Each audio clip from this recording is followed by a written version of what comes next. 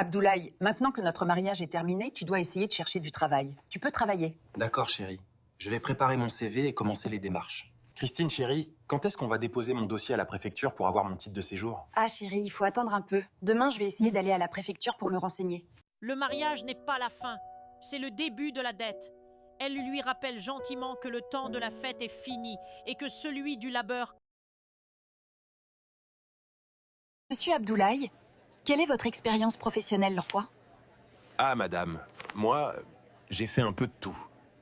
Monsieur Abdoulaye, on ne peut pas dire tout, il faut être précis. Ah, madame, je peux faire l'électricité, l'élevage, cultiver et le bâtiment. Bien, nous avons votre CV.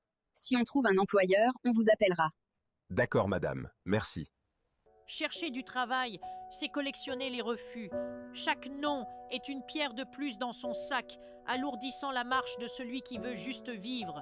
Bonjour madame, je suis venue avec mon mari pour demander son titre de séjour. Bonjour. Abdoulaye est en France depuis quand? Il est en France depuis environ 1 an. Comme il n'est pas demandeur d'asile, en tant qu'époux, vous devez justifier de 7 ans de vie commune. 7 ans. C'est très long. Et ça veut dire que je ne peux pas voyager. Oui, pendant 7 ans, vous ne pourrez pas voyager hors des conditions autorisées. Le piège se referme dans le silence du bureau. Il comprend qu'il n'est pas libre, il est en sursis, sa vie ne lui appartient plus pour la prochaine décennie. Chérie, 7 ans et c'est trop long. Je suis bloqué ici. Mon chéri, c'est la loi. Tu peux quand même travailler avec ton récépissé. Ça veut dire que je n'ai pas le droit de partir nulle part, ça? Tu peux aller en Belgique ou en Europe proche. Mais pas sortir de l'Europe.